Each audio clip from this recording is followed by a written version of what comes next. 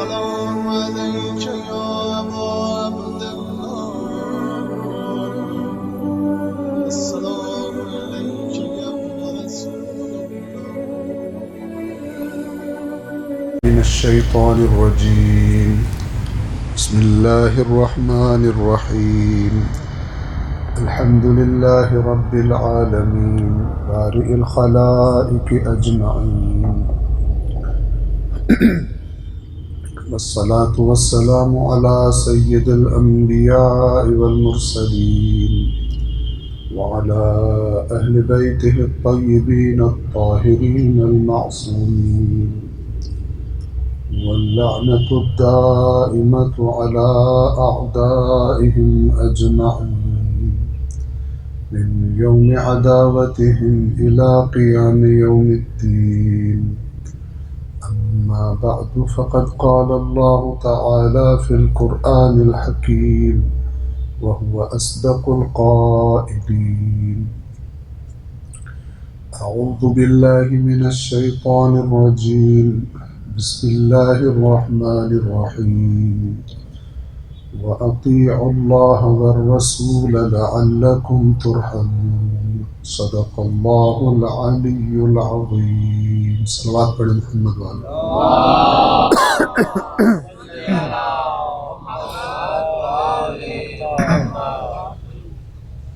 قرآن کریم کی سورہ آل عمران آیت نمبر 132 کو ہم نے اپنا عنوان، اپنا موضوع قرار دیا ہے. چند نکات اس آیت کے حوالے سے کل آپ کی خدمت میں عرض کیے تھے. آج گفتگو کے سلسلے کو انشاءاللہ آگے بڑھاتے ہیں. گفتگو کو آگے بڑھانے سے پہلے ذہنوں کی آمادگی کے لیے، تاکہ باتوں کی طرف توجہ زیادہ رہے، یہ عرض کرنا چاہوں گا کہ ائمہ اہل بیت نے قرآن کے بارے میں جو باتیں بتائی ہیں، اللہ کے کلام کے بارے میں، اللہ کے دین کے حقیقی وارثوں نے جو باتیں بتائی ہیں، جو نکات بتائے ہیں، اور خود اللہ کا کلام بھی اسی بات پر گواہی دیتا ہے، اور قرآن اور اہل بیت کی بات ایک دوسرے سے جدا ہو بھی نہیں سکتی. ان نکات میں سے ایک بنیادی نقطہ یہ ہے کہ اللہ تبارک و تعالی نے قرآن مجید میں جو بات کر دی ہے پھر وہ بعد میں بدل نہیں سکتی. اللہ نے اگر اپنی کوئی سنت، اپنا کوئی قانون، اٹل قانون بیان کر دیا ہے قرآن میں تو وہ بدل نہیں سکتا. تو اگر کوئی انسان صراط مستقیم کا طالب ہو، دین کے صحیح تصور کا طالب ہو، اصلی اور حقیقی دین کا چہرہ دیکھنا چاہتا ہو، ذائقہ چکھنا چاہتا ہو، تو ائمہ اہل بیت نے رہنمائی فرمائی کہ اسے چاہیے سب سے پہلے دین سیکھنے کا آغاز اللہ کی کتاب سے کرے. اپنے ذہن میں بنیاد اپنے عقائد کی اللہ کی کتاب کی آیات پر رکھے، اور اس کے بعد پھر دوسری چیزوں کی طرف جائے. ائمہ کے فرامین بھی قرآن مجید ہی کے سائے میں قبول کیے جائیں گے. جو قرآن مجید کے مطابق نہ ہو، مخالفت قرآن میں ہو، اسے رد کر دیا جائے گا. کس نے یہ سمجھایا؟ خود اہل بیت اطہار نے سمجھایا، اور بڑے سادے سے الفاظ میں سمجھایا، اس لیے کہ وہ قرآن کے خلاف نہیں چلتے، وہ قرآن کے خلاف بات نہیں کرتے. آپ توجہ فرمائیے کہ اللہ کے نبی نے حدیث ثقلین میں فرمایا کہ دو چیزوں کے ساتھ تمہیں تمسک کرنا ہے، ایک اللہ کی کتاب اور ایک اہل بیت اطہار.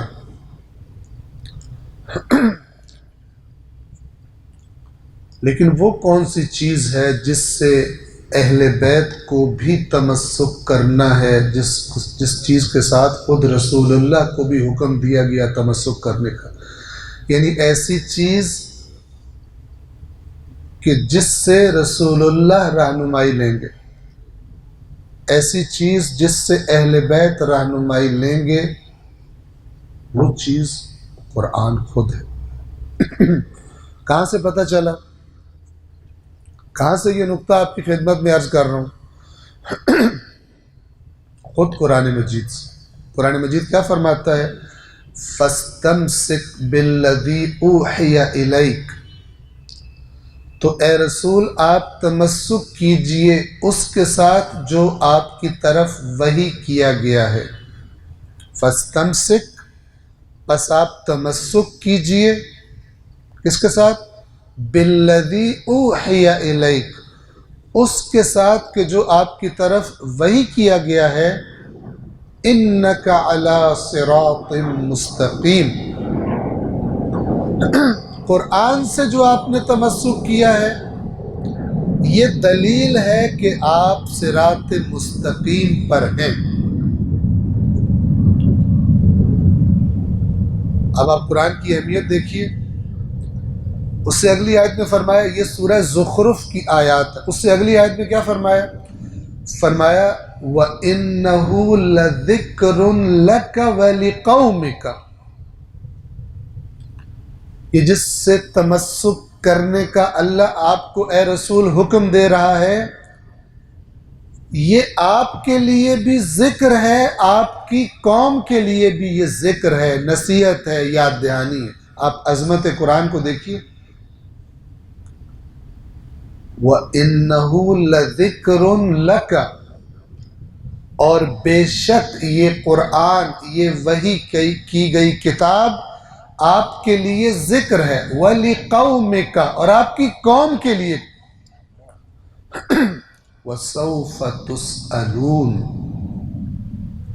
توجہ فرمائی، اور ان قریب تم سب سے اس قرآن کے بارے میں سوال کیا جائے گا۔ کس کس سے؟ ایک ادنا امتی سے لے کر خود رسول اللہ تک، اللہ تبارک و تعالی روز قیامت کس چیز کے بارے میں سوال کرے گا؟ قرآن کے بارے میں۔ رسول سے سوال ہوگا آپ نے جس طرح پہنچانا چاہیے تھا اللہ کے اس پیغام کو، آپ نے اس طرح پہنچایا؟ اور اس کے بعد رسول اللہ کی امت سے یہ سوال کیا جائے گا کہ جو چیز ہمارے نبی نے تم کو دی تھی اس کے ساتھ تم نے کیا سلوک کیا، تم نے کیا رویہ اختیار کیا۔ یہ آیات قرآن سے آپ کی خدمت میں عرض کر رہا ہوں۔ فَاسْتَمْسِكْ بِالَّذِي أُوحِيَ إِلَيْكَ، امت کو اللہ کے نبی نے دو چیزوں سے تمسک کرنے کا کہا ہے، اور خود رسول کو اللہ نے قرآن سے تمسک کرنے کا کہا ہے۔ آپ اس قرآن کی اہمیت کا اندازہ لگائیے۔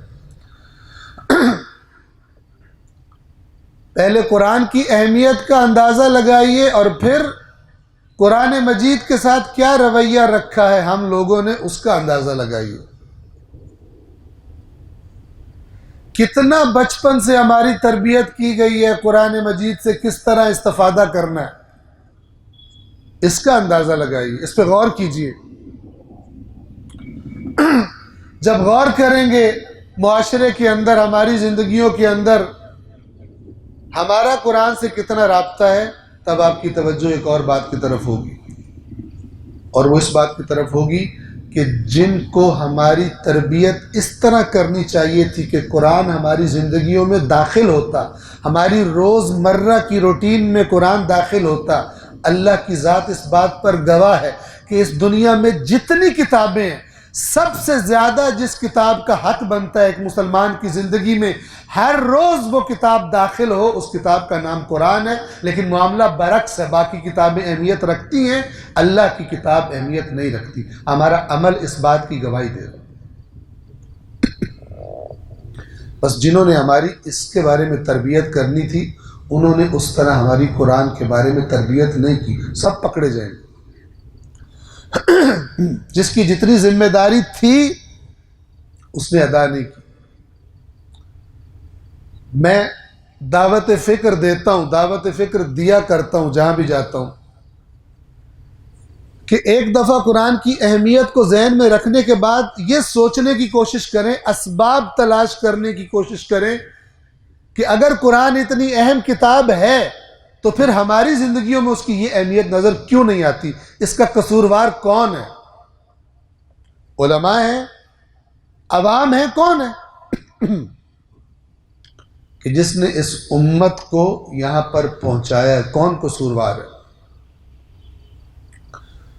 تاکہ ہم اپنے آپ کو آمادہ کر سکیں کہ جب کل روز قیامت اللہ اپنے رسول سے سوال کر رہا ہوں، جیسے قرآن کہہ رہا ہے وَإِنَّهُ لَذِكْرٌ لَكَ وَلِقَوْمِكَ، اے رسول یہ آپ کے لیے بھی ذکر ہے، آپ کی قوم کے لیے بھی ذکر ہے، وَسَوْفَ تُسْأَلُونَ، اور ان قریب آپ سب سے اس قرآن کے بارے میں سوال کیا جائے گا، کیا کیا تم نے قرآن کے ساتھ، کیا رویہ اختیار کیا۔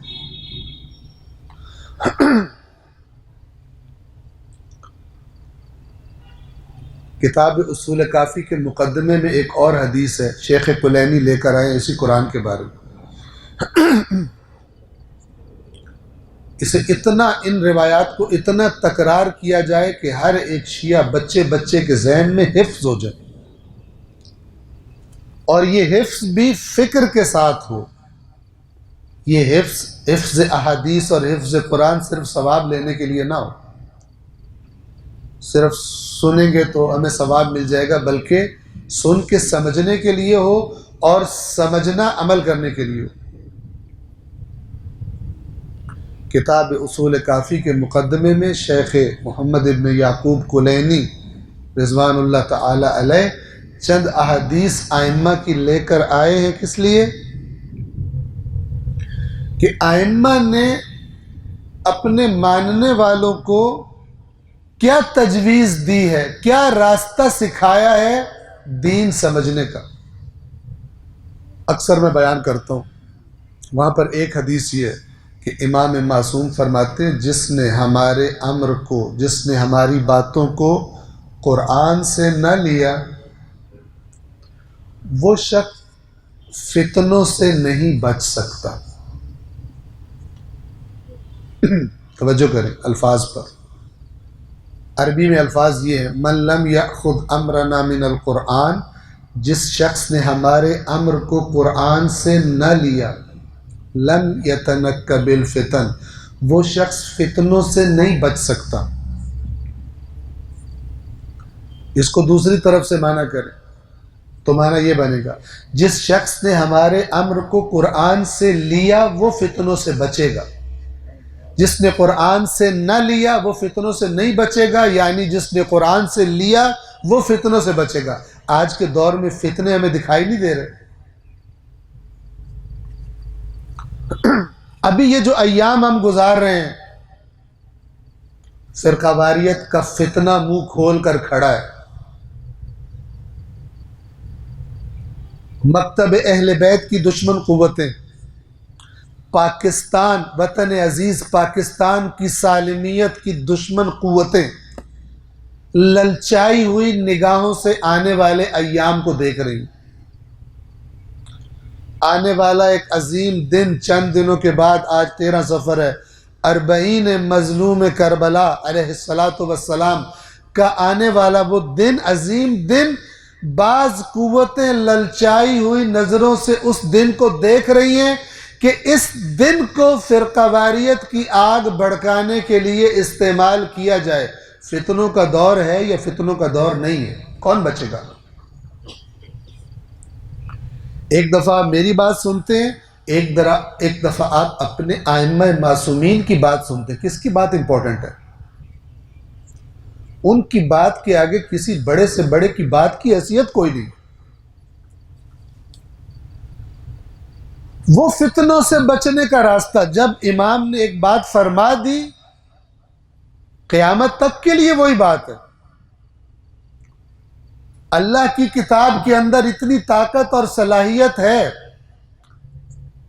کہ تا قیامت جتنے فتنے شیطان اور شیطانی قوتیں برپا کریں گی اور امت کو ان فتنوں کا سامنا کرنا پڑے گا، مجھے اور آپ کو یا آنے والے زمانے کے لوگوں کو ان فتنوں کا سامنا کرنا پڑے گا، ان تمام فتنوں میں سیدھا راستہ کیا ہے؟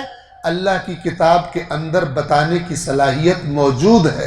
اگر یہ صلاحیت خدا نے نہ رکھی ہوتی تو اللہ رسول اللہ پر ختم رسالت کا اعلان نہ کرتا،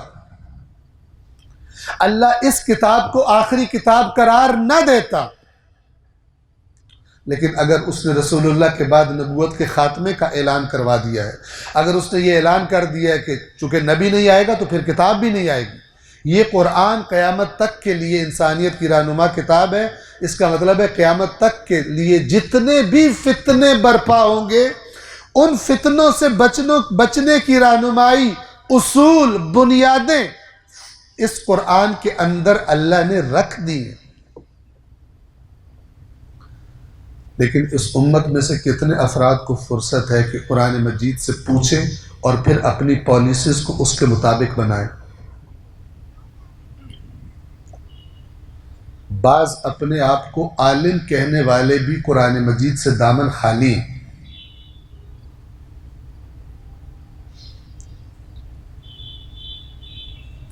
میں آپ کی توجہ کرا دوں، سورہ آل عمران کی آیت نمبر 132 ہے، کیا کہہ رہی ہے وہ آیت؟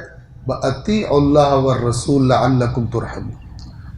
اللہ کی رحمت کے نزول کی شرط اللہ اور اس کے رسول کی اطاعت ہے، یعنی اپنے گھڑے ہوئے فلسفے اپلائی کرنے سے پہلے اپنے زمانے کے حالات میں پہلے دیکھو ان معاملات کے بارے میں اللہ اور اس کے رسول نے کیا حکم دیا ہے، اس کی اطاعت کرو، اللہ کی رحمت کی شکل کیا ہوگی کہ وہ تمہارے مسائل حل ہوں گے۔ لیکن اگر جو قرآن میں لکھا ہوا ہے، جو رسول پاک کی سنت ہے، اس طریقے سے ہٹ کر تم اپنی ٹیکنیک سے ایجاد کرنے کی کوشش کرو گے تو سوائے برے نتائج کے کسی اور چیز کی توقع مت رکھو۔ اگر عام لوگوں کے اندر قرآن موجود ہو تو صحیح اور غلط، علماء حق اور علماء سو میں فرق کرنے کی بصیرت قرآن سے مل جاتی ہے۔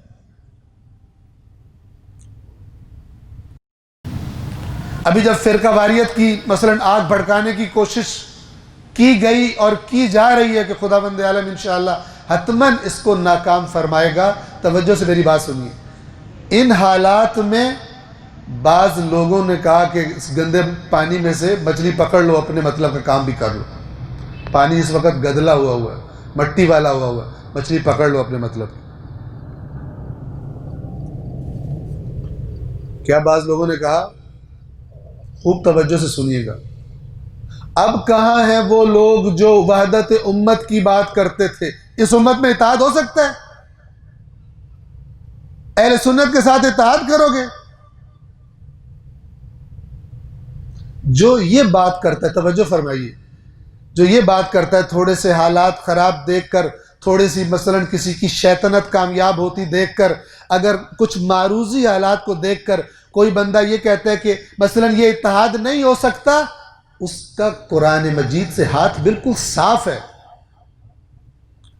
یاد رکھیے، اتحاد امت کسی سیاستدان کی سجیشن نہیں ہے، کسی دنیاوی مفاد پرست کی سجیشن نہیں ہے۔ اتحاد امت کسی پیسے لے کر دین فروخت کرنے والے، ممبر پر چڑھ جانے والے کی سجیشن نہیں ہے۔ اتحاد امت، اتحاد امت حکم قرآن ہے،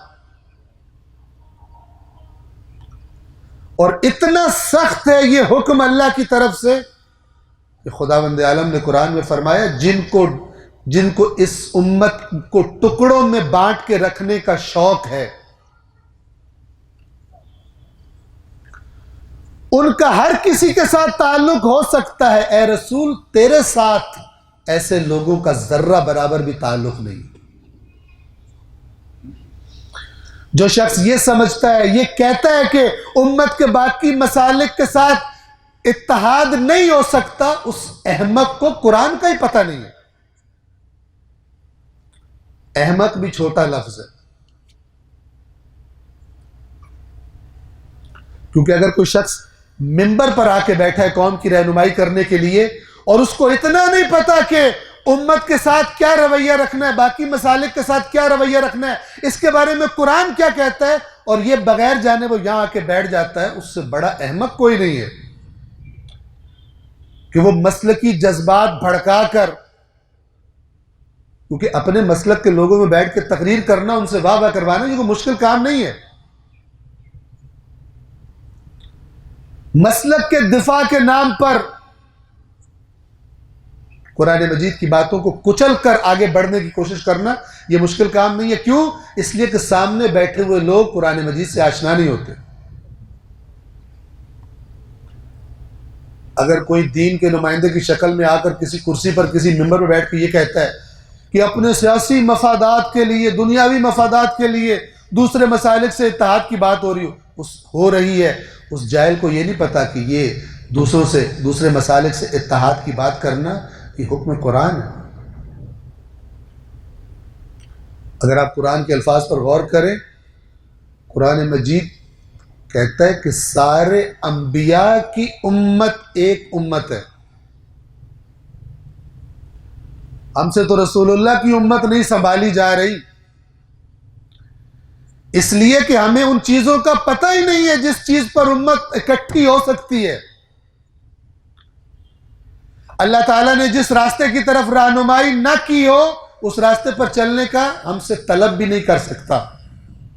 لا یکلف اللہ نفسا الا وسعها، اللہ ذمہ داری وہ ڈالتا ہے جب اللہ کو پتہ ہو، اور اللہ کو سب سے بہتر پتہ ہوتا ہے کہ اس ذمہ داری کو ادا کرنے کی طاقت ہے یا نہیں ہے۔ اگر کوئی بندہ مثلاً اگر 100 کلو وزن اٹھا سکتا ہے، اللہ 100.1 وزن اٹھانے کا حکم اس کو نہیں دیتا، خلاف عدل ہے، کیونکہ خدا جانتا ہے، اور خدا سب سے بہتر جانتا ہے بندے میں کتنی طاقت ہے۔ اگر خداوند عالم قرآن میں سب انبیاء کو خطاب کر کے یہ کہہ رہا ہے کہ ان ہذہ امتکم امۃ واحدہ، کہ اے نبیوں تمہاری امت ایک امت ہے، اس لیے کہ اللہ ایک ہے، اس کا بھیجا ہوا دین ایک ہے۔ ایک ہی اسکول میں کلاس 1 کلاس 2 3 4 5 6 میٹرک تک کلاسز ہوں، ایک اسکول ہوتا یا نہیں ہوتا؟ یا کلاس 2 والے کلاس 1 کے لوگوں کو مارنا شروع کر دیتے ہیں کہ تم جاہل ہو، تم اور ہم اور ہیں، حالانکہ کلاس 1 کے لوگ کلاس 2 والوں سے کم جانتے ہوتے ہیں، کلاس 3 والے کلاس 2 سے زیادہ جانتے ہیں، 8ویں والے 5ویں سے زیادہ جانتے ہیں، لیکن اس وجہ سے لڑتے نہیں ہیں۔ انہیں پتہ ہوتا ہے 5ویں والے ابھی کم درجے پر ہیں، ان کو وہ باتیں پڑھنی ہیں جو ہم پڑھ چکے ہیں۔ ہمارے ائمہ نے بھی اپنے فرامین میں یہ سنایا، ایمان کے درجات ہیں، اگر تم ہمارے بارے میں زیادہ جانتے ہو، جو کم جانتے ہیں ان کو دھکا مت دو، ان کو محبت سے ہاتھ پکڑ کر اپنے پاس اپنے درجے پہ لانے کی کوشش کرو، جو دھکا دے گا قیامت کے دن ذمہ دار ہوگا۔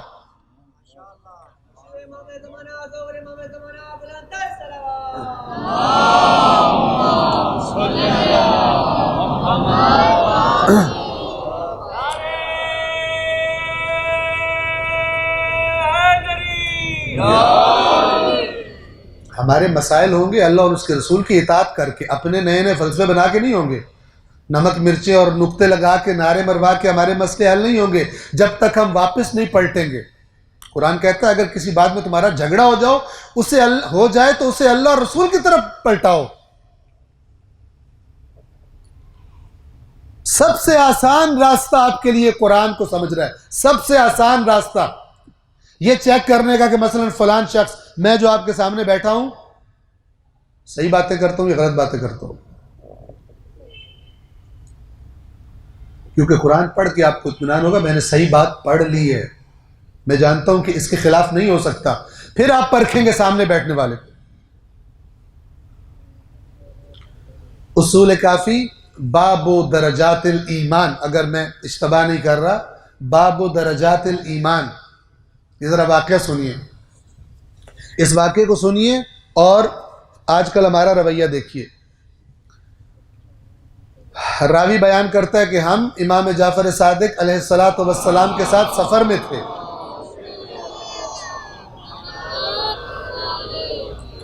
کوفہ کے نزدیک ایک علاقہ ہے جسے حیرہ کہا جاتا ہے، وہاں پر قیام کیا، اور یہ کہتا ہے، یہ غلام کہتا ہے امام کا، سراج نام ہے اس کا، کہتا ہے کہ میرے ذمے امام نے کچھ کام لگایا، میں کچھ لوگوں کے ساتھ اس کام کو، ذمہ داری کو انجام دینے کے لیے چلا گیا، اور شام کے وقت میں تھک کے جب واپس آیا تو میں نے اپنے آپ کو اپنے بستر پر، جو میرا وہاں پر جو بھی جگہ تھی آرام کرنے کے لیے، میں نے خود کو گرا دیا، ابھی میں لیٹا ہی تھا کہ اچانک میں نے دیکھا کہ خیمے کے اندر امام داخل ہوئے۔ میں اٹھ کے بیٹھ گیا، امام کو میں نے اپنی جگہ خالی کر دی، امام کو اپنے سرہانے بٹھایا، اور امام نے مجھ سے اس کام کے بارے میں پوچھا جو کرنے کا کہہ کر مجھے بھیجا تھا۔ میں نے اس کی رپورٹ پیش کی۔ اس کے بعد ایک قوم کا ذکر چل نکلا، اس کے بعد ایک قوم کا ذکر چل نکلا۔ جیسے ہی اس قوم کا ذکر آیا، یہ سراج کہتا ہے میں نے امام کی خدمت میں عرض کی، اِنَّا نَبْرَأُ مِنْهُ، ہم ان سے لا تعلقی کا اعلان کرتے ہیں۔ نبرا، یہ تبرہ اسی سے نکلا ہے، توجہ فرما رہے ہیں، برا، براعت، تبرہ، نبرا، یہ ایک ہی فیملی کے لفظ ہے۔ نبرا یعنی ہم ان سے برات کرتے ہیں، ہمارا ان سے کوئی تعلق نہیں۔ تبرہ کا معنی برات ہوتی ہے۔ یہ جاہل ہیں جو سمجھتے ہیں کہ تبرہ کا مطلب گالیاں نکالنا ہے۔ تبرہ کے لفظ میں کہیں گالیاں نہیں ہیں۔ تبرہ کا مطلب یہ ہے، تولا اور تبرہ کیا ہے؟ تولا یہ ہے کہ ہم جو لیں گے دین کا اہل بیت سے لیں گے، اور جو اہل بیت کے مقابلے میں آتے ہیں ہم ان سے تبرہ کرتے ہیں، ان سے بیزار ہیں۔ ہم دین کے رہنما انہیں سمجھتے ہیں، ان کے مقابلے میں کوئی بھی آ جائے ہمارا اس سے کوئی تعلق نہیں ہے۔ جو ان کو فالو کرتا ہے ہمارے سر آنکھوں پر، جو ان کے مقابلے میں آتا ہے ہم اس سے بیزار ہیں، ہم ان کی اطاعت کرتے ہیں، ان کے مد مقابل کھڑے ہونے والوں کے ساتھ ہمارا کوئی تعلق نہیں۔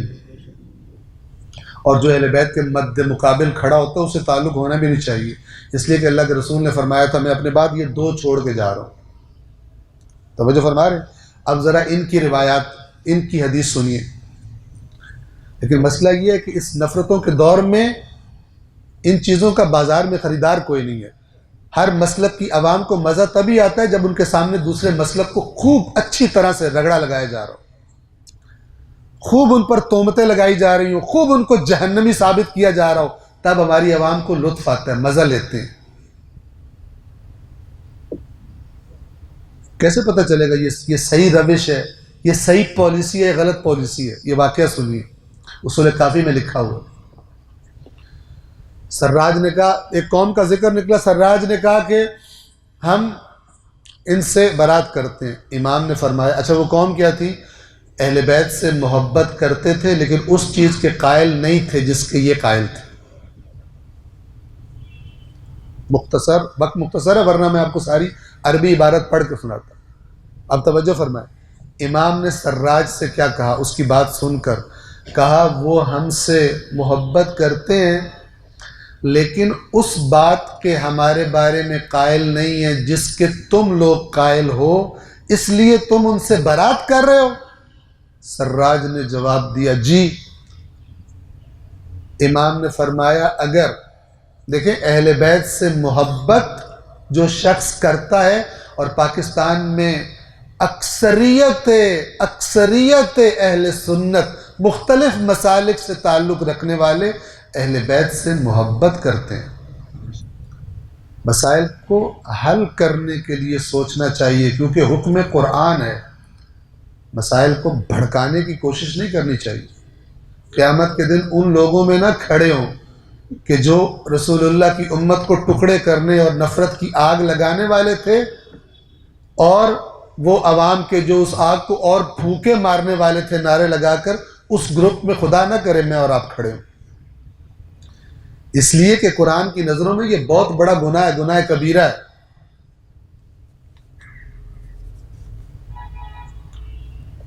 توجہ فرمائیے، امام نے فرمایا تم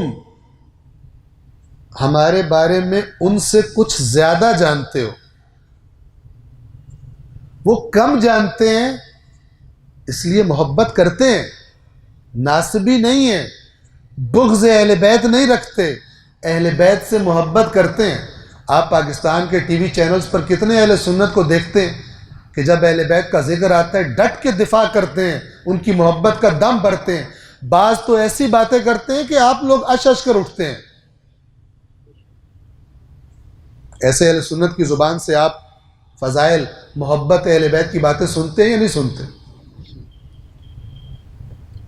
تو پھر ان کے ساتھ اکٹھے ہوا جا سکتا ہے یا اکٹھے نہیں ہوا جا سکتا؟ اکٹھے ہوا جا سکتا ہے۔ جو سمجھتا ہے اکٹھے نہیں ہوا جا سکتا وہ قرآن سے جاہل ہے، اور اس جاہل کی باتیں سن کے قبول وہی کرتے ہیں جو خود بھی قرآن سے جاہل ہیں۔ دو جاہل اکٹھے ہوئے ہوئے، قرآن کی نسبت سے جاہل کہہ رہا ہوں۔ امام نے فرمایا تم ہمارے بارے میں، اب توجہ فرمائیں، تم ہمارے بارے میں ان سے زیادہ، اب کہنے کا انداز دیکھیے، سمجھانے کا انداز دیکھیے، اس لیے یہ باتیں اس لیے ہیں کہ رسول اللہ ساری انسانیت کی نجات چاہتے تھے، اور اہل بیت چونکہ رسول اللہ کے حقیقی وارث ہیں وہ بھی ساری انسانیت کی نجات چاہتے ہیں، اور اہل بیت کا حقیقی پیروکار بھی وہی ہوگا جو دوسروں کو جہنم کی خواہش رکھنے سے زیادہ ان کی ہدایت کا طلبگار ہو۔ یہ جذبہ اپنے اندر بیدار کیجیے۔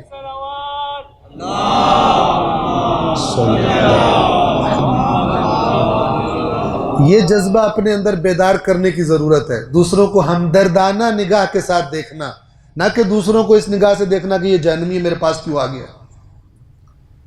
ایک بندہ مسجد میں ہاتھ کھول کے نماز پڑھ رہا ہے، ایک بندہ ہاتھ باندھ کے نماز پڑھ رہا ہے، ایک دوسرے کے ساتھ انہیں پرابلم کیوں ہوتی ہے؟ جو ہاتھ کھول کے پڑھ رہا ہے وہ یہ کیوں نہیں سوچتا کہ یہ جو میرا بھائی ہاتھ باندھ کے نماز پڑھ رہا ہے یہ کوئی رسول اللہ کی مخالفت نہیں کر رہا، اس کو یہی بات پتہ چلی ہے کہ رسول اللہ ہاتھ باندھ کے پڑھتے تھے، اسی رسول کی اطاعت میں ہاتھ باندھ رہا ہے جس رسول کی اطاعت میں میں ہاتھ کھول رہا ہوں۔ یہ مس انڈرسٹینڈنگ ہے، یہ تھوڑی سی انفارمیشن غلط پہنچی ہے، لیکن اسی رسول کا عاشق ہے۔ اس طرح کیوں نہیں سوچتے ہم لوگ؟ فقط اختلافی باتوں پر کیوں شیطان کامیاب ہے ہمارے درمیان نفرتیں ڈلوانے میں، اور نفرتیں ڈلوانے والے بھی شیطان ہی کے نمائندے ہیں۔ ہماری فکر کب تبدیل ہوگی؟ کب قرآن مجید کی بتائی ہوئی پالیسی پہ عمل کریں گے؟ کب اہل بیت کی بتائی ہوئی پالیسی پہ عمل کریں گے؟ کم از کم پہلا سٹیپ یہ ہے کہ ہم خود جا کے پڑھیں تو صحیح۔ جب ہم دنیا کی چیزیں خود پڑھتے ہیں، جب دنیا کی کتابیں اپنے بچوں کو خود پڑھاتے ہیں، ہر روز کئی گھنٹے ان کو اسکول بھیجتے ہیں، کالج بھیجتے ہیں تاکہ اس دنیا کی چند سالہ زندگی کے لیے ہمارے بچے تیار ہو جائیں، ان کا مستقبل روشن ہو جائے۔ جب اس عارضی دنیا کے لیے اتنی توجہ ہے تو اس ابدی زندگی کو اچھا بنانے کے لیے کیوں ٹائم نہیں دے سکتے؟ اور اگر نہیں دے سکتے تو پھر انجام یہی ہے جو آج انجام ہو رہا ہے مسلمانوں کا۔ دین کے نام پر نفرتیں بھڑکا کر، فرقے مسلک کے نام پر نفرتیں بھڑکا کر، اہل بیت یہ کام نہیں کرتے تھے۔ اہل بیت خلاف قرآن کام نہیں کرتے۔ اہل بیت کی پالیسی خلاف قرآن قطعاً ہو ہی نہیں سکتی۔ اگر کوئی ایسی بات اہل بیت کے نام پر کرے بھی جو خلاف قرآن ہے وہ جھوٹا ہے۔ اگر کسی کتاب کے اندر سے کرے، اس کتاب میں جھوٹی حدیث آ گئی ہے، کتابوں میں جھوٹی حدیثیں موجود ہیں۔ ایک عالم ہے، وہ عالم جو حق بیان کرتا ہے اس کے لیے ضروری ہے کہ اگر وہ کوئی حدیث بیان کرنے لگا عوام کے سامنے پہلے چیک کر لے قرآن اس کی مخالفت نہ کر رہا ہو۔ اگر قرآن اس کی مخالفت کر رہا ہے اس حدیث کی، باز رہے اس حدیث کو بیان کرنے سے، ورنہ لٹکائے گا اللہ اس کو بھی، نہیں چھوڑے گا خدا اس کو۔ کہ جب جن کو تو اپنے امام کہتا تھا، جن کا نام لے لے کر تو تقریریں کیا کرتا تھا، خطابتیں کیا کرتا تھا، ان ائمہ نے کہا تھا کہ ہمارے فرمان اندھا ہو کر آنکھیں بند کر کے قبول مت کرنا، پہلے قرآن سے چیک کرنا۔ کیوں نہیں چیک کیا تو نے؟ کیوں تو نے خلاف قرآن بات کی؟ اور عوام بھی، نیچے بیٹھ کر سننے والے بھی یہ کہہ کر نہیں بچ جائیں گے کہ ہمیں تو اس مولوی نے، اس عالم نے، اس ذاکر نے، اس خطیب نے بیڑا غرق کیا تھا۔ اللہ تعالیٰ کہے گا قرآن پڑھنے کا حکم ساری امت کے لیے تھا، مولویوں کے لیے نہیں تھا کہ آپ کہو کہ آپ کو اللہ تعالیٰ نے نہیں کہا تھا قرآن پڑھنا، آپ ایسے ہی بچ جاؤ گے۔ دین جو ذمہ داری دیتا ہے اس ذمہ داری کو اپنے کندھوں پر لیجئے تھوڑا سا۔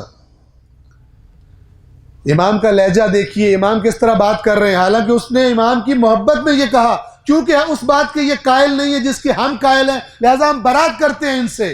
امام نے فرمایا وہ ہم سے محبت کرتے ہیں، جس قوم کی بات ہو رہی ہے وہ ہم سے محبت کرتے ہیں، لیکن جس چیز کے تم قائل ہو وہ قائل نہیں ہیں، بس اس سے تم یہ نتیجہ لے رہے ہو کہ ان سے برات کر رہے ہو۔ تو اس فارمولے کے تحت مجھے یعنی امام صادق کو بھی تم سے برات کرنی چاہیے، اس لیے کہ میں زیادہ جانتا ہوں تم کم جانتے ہو۔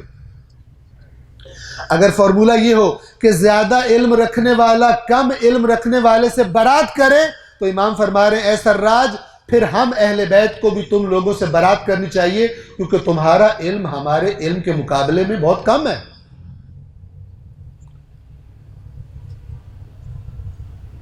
اس سے آگے بڑھے امام نے فرمایا اگر علم کا تھوڑا ہونا، تھوڑے علم والے سے زیادہ علم والے کو برات کرنی چاہیے تو پھر اللہ کو ہم سے بھی برات کر دینی چاہیے تھی، اس لیے کہ ہم تو اللہ کے برابر علم نہیں رکھتے۔ لیکن اے سراج کبھی تو نے دیکھا ہے اللہ نے ہم کو چھوڑا ہو؟ کبھی تم لوگوں نے دیکھا ہے کہ ہم نے تم سے برات کی ہو؟ تو پھر وہ جو ہمارے بارے میں علم کم رکھتے ہیں تم ان سے کیوں برات کر رہے ہو؟ یہ برات اہل بیت کے مقابلے میں آنے والوں کے لیے، باقیوں سے محبت نہیں کریں گے تو کون ان کو مکتب اہل بیت بتائے گا؟ لوگوں کو مکتب اہل بیت سے بھگانا ذمہ داری نہیں ہے، لوگوں کو مکتب اہل بیت کی طرف لانا ہماری ذمہ داری ہے۔ اور مکتب اہل بیت کی طرف لانے کے لیے سب سے بہترین یہ فرش ازا چیز ہے۔ اگر اس فرش ازا میں بھی کوئی بیٹھ کر منہ سے اہل بیت کے نام پر ایسا زہر اگلے، ایسی نفرت انگیز باتیں کرے کہ جس سے کوئی دوسرا آ کر فرش ازا پر نہ بیٹھے، یہ خائن ہے، یہ خدمت نہیں کر رہا مکتب اہل بیت کی۔ لیکن افسوس کہ نفرتیں بھڑکانے والوں کی باتوں پر ہی زیادہ نعرے لگتے ہیں، دوسرے مسالک کے بارے میں لطیفے بنانے والے اور ان پر طنز کرنے والوں پر زیادہ نعرے لگتے ہیں۔ قرآن نے منع کیا، لیکن قرآن کو کون لفٹ کراتا ہے؟ قرآن نے منع کیا مسلمانوں کو، یا ایھا الذین آمنوا لا یسخر قوم من قوم عسى ان یکونوا خیرا منہم، اے ایمان والو تم میں سے ایک قوم دوسری قوم کا تمسخر نہ اڑائے، دوسروں کا مذاق نہ اڑاؤ، ہو سکتا ہے جس کا مذاق اڑایا جا رہا ہو وہ مذاق اڑانے والوں سے بہتر ہو اللہ کے پاس۔ نہ کرو یہ کام، ساری امت کر رہی ہے، ایک دوسرے پہ طنز کرتے ہیں، ایک دوسرے پہ تہمت لگاتے ہیں، ایک دوسرے کے بارے میں لطیفے بناتے ہیں تھوڑی دیر ہنسنے کے لیے، اور نیچے بیٹھی ہوئی عوام کو ہنسانے کے لیے لطیفے سناتے ہیں۔ دین کی خدمت نہیں کر رہے، خیانت کر رہے ہیں اس امت کے ساتھ، خیانت کر رہے ہیں قرآن کے ساتھ، رسول اللہ کے ساتھ، اہل بیت کے ساتھ۔ ان چٹکلوں کا مزہ نہ لیا کیجئے، پہلے دیکھ لیجئے قرآن مجید نے کیا کہا ہوا۔ یہاں پہ جو آ کے دوسرے مسلک کے بارے میں کوئی ان کا مذاق اڑائے، کوئی چٹکلا آ کر سنائے، اتنا لذت آتا ہے قوم کو کہ جیسے اور کسی کام میں اتنی لذت آتی نہیں۔ اس طرح مسائل حل نہیں ہوں گے، اس طرح مسائل اور بڑھیں گے، اس طرح شیطانی طاقتیں اور کامیاب ہوں گی، اس طرح مکتب اہل بیت کے خلاف سازش کرنے والوں کو بہانہ ملے گا۔ یہ مثلا جن لوگوں نے فرض کریں کھڑے ہو کر چوک میں یزید زندہ باد کا نعرہ لگایا، اگرچہ برادران اہل سنت نے بھی ان سے برات کا اظہار کیا کہ بھئی ہم نے ہر ایک نے اپنے اپنے طور پر، لیکن برات کی ان سے جنہوں نے یزید زندہ باد کا نعرہ لگایا تھا، لیکن اس قسم کے جراثیم پیدا اسی نفرت کے ماحول میں ہوتے ہیں۔ اگر نفرت کا ماحول نہ ہو تو اس قسم کے جراثیم جرأت نہیں کرتے کہ وہ سامنے آئے۔ ماحول شہر کا جب خراب ہوگا، ماحول بین المسالک جب خراب ہوگا، تب اس قسم کے زہریلے لوگوں کو جرأت ملتی ہے بات کر سکیں، ورنہ یزید زندہ باد کا نعرہ مارنا کسی کو جرأت نہیں ہے۔ اتنا گندا ہے یزید، اتنا پلید ہے یزید، لیکن کچھ لوگ ہر زمانے میں پلید ہوتے ہیں، لیکن ان پلیدوں کو موقع تب ملتا ہے جب فضا گندی کر دی جائے۔ جراثیم کہاں پیدا ہوتے ہیں؟ جہاں گندگی ہو۔ یزید زندہ باد کا نعرہ یہ گندگی کے ڈھیر میں پیدا ہونے والا جراثیم ہے، وائرس ہے۔ اگر امت صاف ستھری رہے احکام قرآن کی روشنی میں، نہ فرقہ واریت کو بھڑکانے والی حرکتیں کی جائیں، دوسروں کے مسالک کا مذاق نہ اڑایا جائے، تو یہ گندا ماحول، یہ جوہر جس کے اندر جونکے اور گندے کیڑے پیدا ہوتے ہیں، یہ ماحول بنے گا ہی نہیں تو اس قسم کے جراثیموں کو پیدا ہونے کی مہلت بھی، ماحول بھی فراہم نہیں ہوگا۔ لہذا ہمیں گزشتہ لوگوں سے زیادہ عقل اور شعور کا مظاہرہ کرنا چاہیے، اور یہ عقل و شعور بصیرت بغیر قرآن مجید کے ممکن نہیں ہے۔ یاد رکھیے، بار بار بات پلٹ کر قرآن مجید کی طرف آ جاتی ہے۔ صلوات پڑھیے محمد و آل محمد پر۔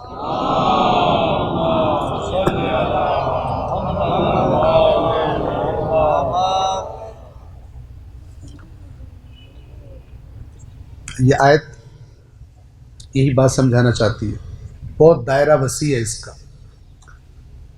یعنی اللہ اور اس کے رسول نے جو بات کر دی ہے اس سے ہٹ کر اپنے آپ کو بڑا فلسفی مت سمجھنا۔ یہ مت کہنا کہ قرآن مجید تو جو وہ پرانے 1400 سال پہلے کی کتاب ہے، اب کے مسائل میں کیا حل کرے گا، ایسی جہالت کی باتیں نہ کرنا۔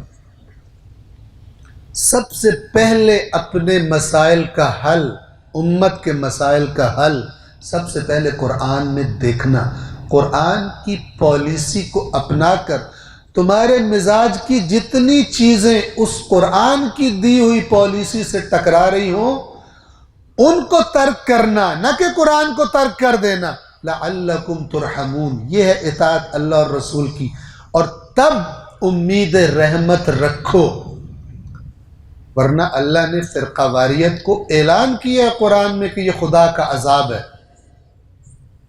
قرآن میں لکھا ہوا ہے کہ اللہ عذاب کی مختلف شکلیں تم پر بھیجنے پر قدرت رکھتا ہے۔ وہ قدرت رکھتا ہے، چاہے تو آسمان سے عذاب نازل کر دے تم پر، وہ چاہے تو زمین پھٹے اور زمین کے اندر سے تم پر عذاب آ جائے، اور تیسری شکل قرآن یہ بتاتا ہے کہ اگر اللہ چاہے تو پھر وہ یہ بھی کر سکتا ہے کہ تم ٹکڑوں میں بٹ جاؤ، تم فرقہ فرقہ ہو جاؤ، اور پھر خدا تمہیں ایک دوسرے کا مزہ چکھائے۔ یذیق بعضکم بأس بعض، بأس کہتے ہیں سختی کو، جنگ کو بھی کہا جاتا ہے، تمہیں ایک دوسرے کی سختیوں کے مزے چکھائے، ایک دوسرے کی نفرتوں کے مزے چکھائے تمہیں۔ اللہ یہ عذاب دینے پر بھی قدرت رکھتا ہے، اور اس عذاب میں آج امت مبتلا ہے، اور بڑی خوشی سے اس عذاب کو اضافہ کرنے والی حرکتیں کرتے ہیں،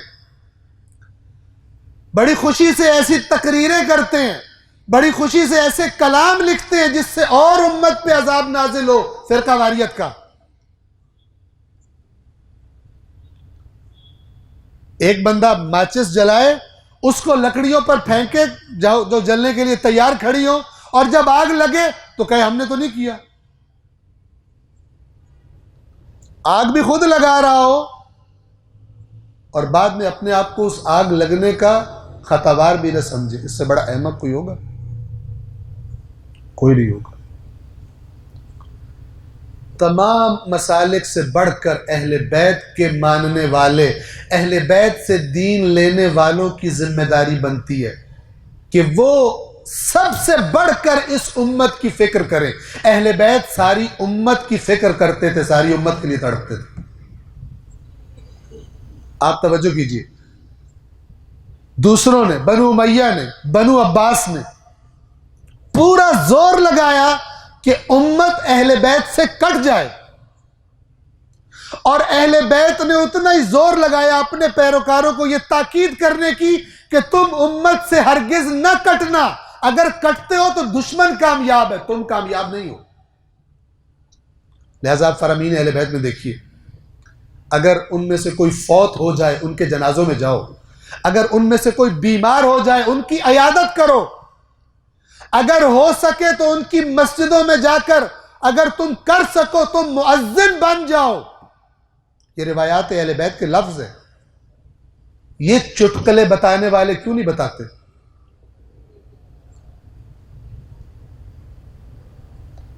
اور چند چیزوں کا ذکر کر کے پھر امام فرماتے ہیں، یہ بھی چھٹے امام کی حدیث ہے، امام فرماتے ہیں کہ ایسے بن جاؤ، تمہارا رویہ دوسرے مسلک والوں کے ساتھ ایسا ہو کہ تمہیں دیکھ کر ان کے منہ سے میرے بارے میں دعا نکلے کہ اللہ جعفر صادق پر رحم کرے. کتنی اچھی تربیت کی ہے اپنے ماننے والوں کی. اور محمد و آل محمد بلند تر صلوات.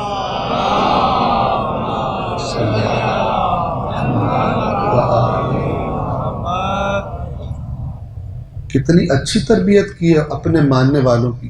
کتنے خوش اخلاق ہیں, کتنے خیال رکھنے والے ہیں لوگوں کا, کتنے محبت کرنے والے ہیں. اس سے دین پھیلتا ہے, گالیاں دینے سے دین نہیں پھیلتا. گالیاں دینے کی سنت کا آغاز بنو امیہ نے کیا تھا. نادانستگی میں بنو امیہ کی سنت پر عمل کرتے ہیں بعض لوگ, مولا علی کی سنت پر عمل نہیں کرتے. نہ رسول اللہ گالیاں دینے والے تھے, نہ مولا علی. اہل بیت گالیاں نہیں دیتے, اور اہل بیت جو کام خود نہیں کرتے اپنے ماننے والوں کو نہیں کہہ سکتے. یاد رکھیے, جس چیز کا انہوں نے حکم دیا ہے پہلے خود عمل کیا ہے. جس چیز پر خود عمل نہ کرے اپنے ماننے والوں کو حکم نہیں دیتے. آپ ایمانداری کے ساتھ آپ اپنے ذہن پر زور لگائیے, کوشش کیجئے, تب بھی آپ کا ذہن انکار کر دے گا قبول کرنے سے. اگر آپ اپنے ذہن کو قائل بھی کرنے کی کوشش کریں آپ کا ذہن قائل نہیں ہوگا. کس بات پر قائل نہیں ہوگا؟ کہ اہل بیت گالیاں دیتے تھے. اہل بیت نعوذ باللہ بد زبانی کرتے تھے. اپنے دماغ کو زور لگائیے, بد زبانی یعنی بد اخلاقی. رسول اللہ کے اخلاق کی قرآن نے گواہی دی, انک لعلی خلق عظیم, آپ عظیم اخلاق کے مالک ہیں.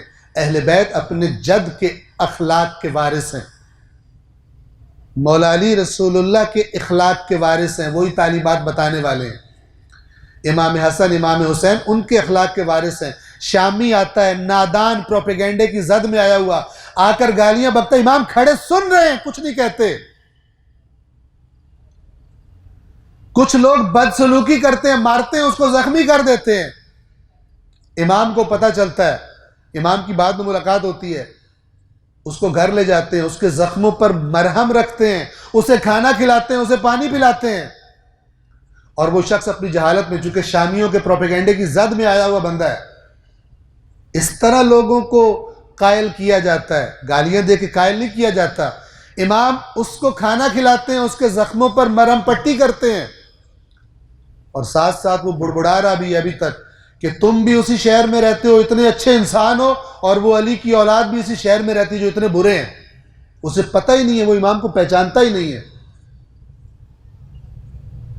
امام اندر گھر میں جاتے ہیں, کوئی دوسرا شخص آتا ہے جو امام کو جانتا ہے, اور اس شامی سے, پروپیگنڈے کی زد میں آئے ہوئے شامی سے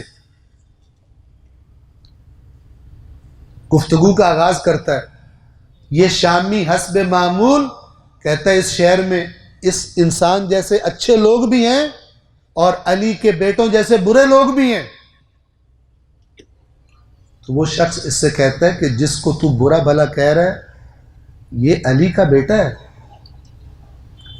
جس کی تو برائی کر رہا ہے, جس کے بارے میں زبان درازی کر رہا ہے, یہ اسی علی کا بیٹا ہے جس نے تیرے زخموں پر مرہم رکھا ہے. اب آپ سوچو اس شخص کی حالت کیا ہو. اس کے اندر کی انسانیت جو کہیں دفن کر دی تھی اس پروپیگنڈے نے بنو امیہ کے, وہ غلاظت اتر گئی اس کی انسانیت کے اوپر سے. کس کی وجہ سے؟ امام کے اخلاق کی وجہ سے. امام نے یہ نہیں کیا کہ اپنے چند قریبی ماننے والوں کے سپرد کریں اور کہ اس کو گالیاں دے دے کے مدینہ سے باہر چھوڑا, اس پہ اتنی لعنتیں کرو کہ اس کو نانی یاد آ جائے, اس کے بعد کبھی یہ اس طرح کی تربیت کی ائمہ نے نہیں. اب جب اس شخص کو پتہ چلا کہ میں تو اس کے سامنے اس کو برا بھلا کہہ رہا ہوں, اور وہ برا بھلا سن کر بھی اپنے بارے میں میرے زخموں پر مرہم رکھ رہا ہے, اور مجھے کھانا کھلا رہا ہے, اور مجھے پانی پلا رہا ہے. اب جو امام تشریف لائے یہ قدموں پہ گر پڑا اور معافی مانگی, اور کہا کہ ہمیں آپ کے بارے میں غلط بتایا شامی. میں شام کا رہنے والا ہوں, اور وہاں کے لوگوں نے آپ کے بارے میں ہمیں غلط بتایا, مجھے معاف کر دیں. اس طرح مکتب پھیلتا ہے. بد زبانیوں سے اور بد اخلاقیوں سے غلاظت تو پھیل سکتی ہے, مکتب اہل بیت نہیں پھیل سکتا. مکتب اہل بیت جو حقیقی دین اسلام ہے, میں آپ سے درخواست کر رہا ہوں کہ یہ ماحول پوری امت کا ماحول یہ نہیں بدل سکتا جب تک کہ ہمارا رویہ، ہماری انفارمیشن ٹھیک نہ ہو،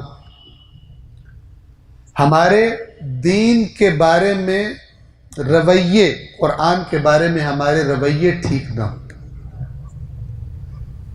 نہیں اللہ کی رحمت نازل ہوگی جب تک ہر معاملے میں اللہ اور اس کے رسول کی اطاعت نہیں ہوتی۔ یہ ہے اس آیت کا مطلب، وَأَطِيعُوا اللَّهَ وَالرَّسُولَ لَعَلَّكُمْ تُرْحَمُونَ، اور اطاعت کرو اللہ کی اور اس کے رسول کی تاکہ تم پر رحم کیا جائے۔ اطاعت وہی کر سکتا ہے جس کو پتہ ہو کہ حکم کیا ہے۔ اگر ان کے نام پر کوئی اور چیز بتا دی گئی ہو تو انسان بہت ہی بیچارگی میں چلا جاتا ہے، بہت ہی قابل رحم ہوتا ہے۔ کس اعتبار سے؟ کہ جس کو اطاعت سمجھ کے کر رہا ہے در حقیقت وہ نافرمانی ہو۔ یہ جو مکتب اہل بیت کی خدمت سمجھ کر بد زبانی کرتے ہیں، اصل میں مکتب شیطان کی خدمت کر رہے ہیں۔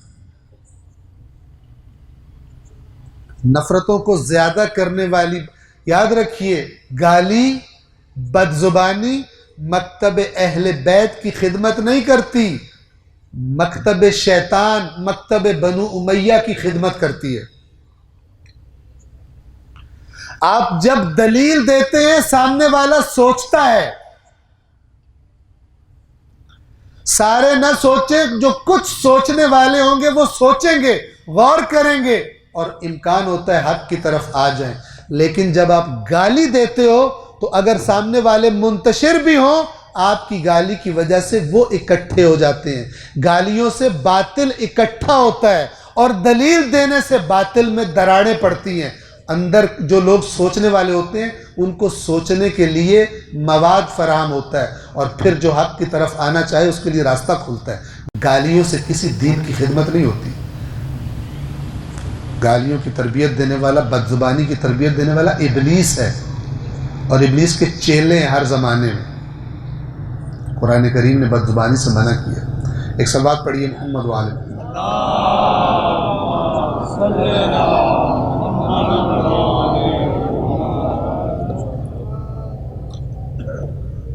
قرآن کے بارے میں بات کر رہا ہوں، کیوں؟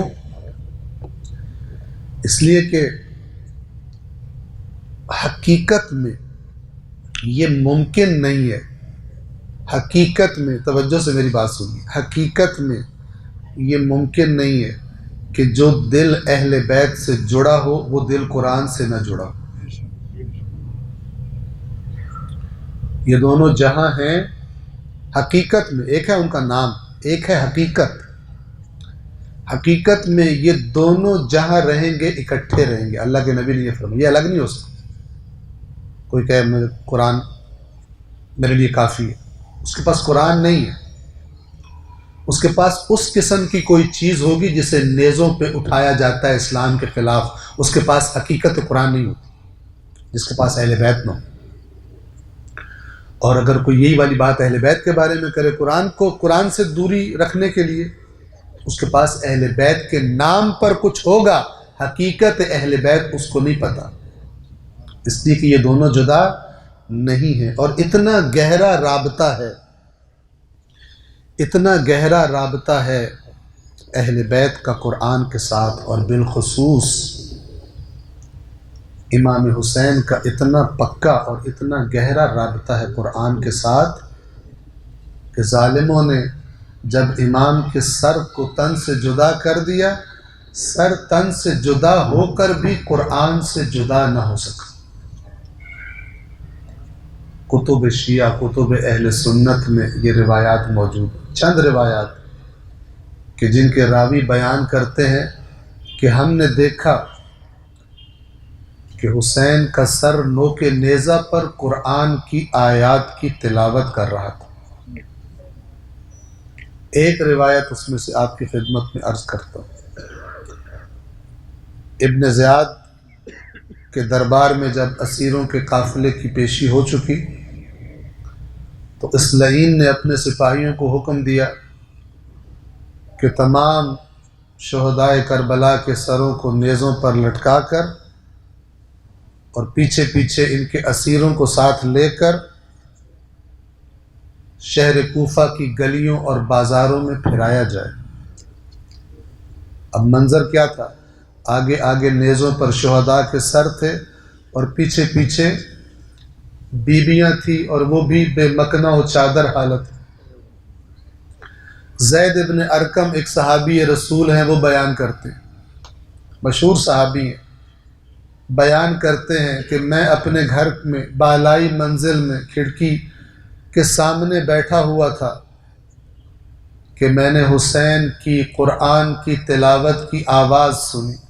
حسین سورہ کہف کی اس آیت کی تلاوت فرما رہے تھے، ام حسبت ان اصحاب الکہف والرقیم کانوا من آیاتنا عجبا۔ اس آیت کا معنی یہ ہے، اللہ تبارک و تعالیٰ اس طرح سے ارشاد فرما رہا ہے اس آیت میں کہ کیا تم سمجھتے ہو کہ اصحاب کہف اور اصحاب رقیم ان کا جو معجزہ ہے وہ کوئی عجیب بات ہے؟ اللہ ایسا نہیں کر سکتا؟ یعنی یہ آیت پڑھ کر امام حسین کا سر کچھ بھی بصیرت رکھنے والوں کو یہ بتا رہا تھا کہ نوک نیزہ سے حسین کے سر کا قرآن پڑھنا کوئی عجیب بات نہیں ہے، حسین کا قرآن کے ساتھ رشتہ ہی بڑا مضبوط ہے۔